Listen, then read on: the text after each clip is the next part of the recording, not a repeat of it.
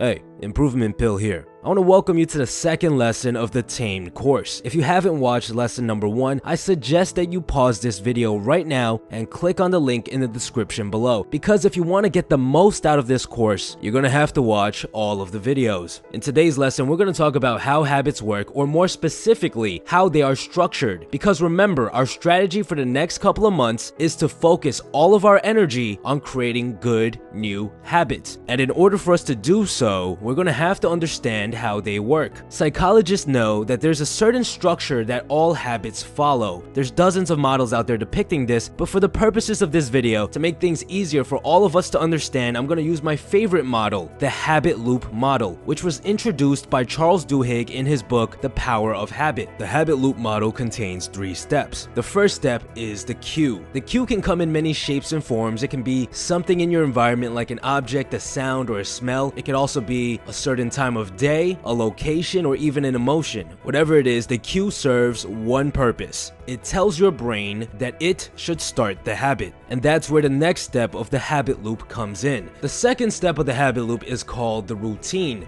The routine is the actual habit itself. It's the behavior that you perform. So if you have a bad habit of smoking cigarettes, it's the act of taking out your pack, lighting your cigarette, and taking a pull. This entire process is the routine. The third and final step of the habit loop is the reward. The reward can come in many shapes and forms, and it varies from person to person. It can even be a combination of different things. For our example of smoking cigarettes, it could be a quick spike in our dopamine levels, which nicotine provides. It could be a break from work, or it could even be the good feeling that comes from socializing for people that like to smoke in groups. The reason the habit loop is called a loop is because of the reward. If the reward for the habit is satisfying enough, your brain says, okay, if this cue appears and we do this routine, then we get a good reward. And it keeps this information tucked away for next time. So the next time the cue appears, your brain says, oh look, it's that cue again. If we do the same routine as last time, we'll get a good reward, just like last time. And each and every time you reach the reward, this specific loop becomes stronger and stronger to the point where you no longer even have to think about the action. You just do it. When you reach this point where you no longer even have to think about doing the routine, that's when a habit is officially formed. And that's the habit loop. Now you're probably wondering, well, this is good information and all, but how exactly can I use this to overcome my own addiction? Well, this is important because it allows you to discover the cue, routine, reward of your current addiction.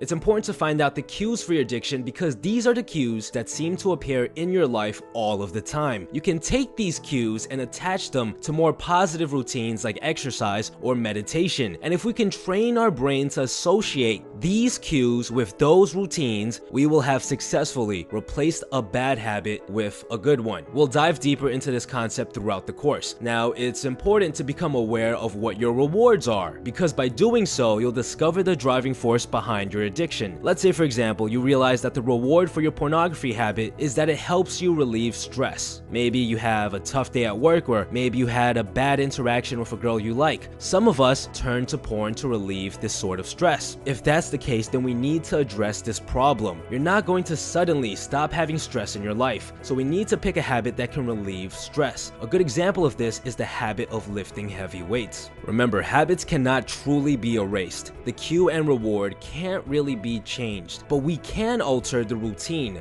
and that's the idea behind this entire course. Replace, not erase. So what I want you to do right now is to grab a pen and paper and start sketching out the habit loop for your own addiction. The routine is pretty obvious. It's the bad habit itself, but the cue can be a little tricky. Most of the time, there's more than one cue. There's a variety of different situations that prompts us to indulge in our addiction. So think of as many as possible and write them down. For example, here's a list of the cues that I wrote back in the day when I was in the process of overcoming my own pornography addiction. If I was drunk, if I felt rejected, if I had my phone or laptop on my bed before going to sleep.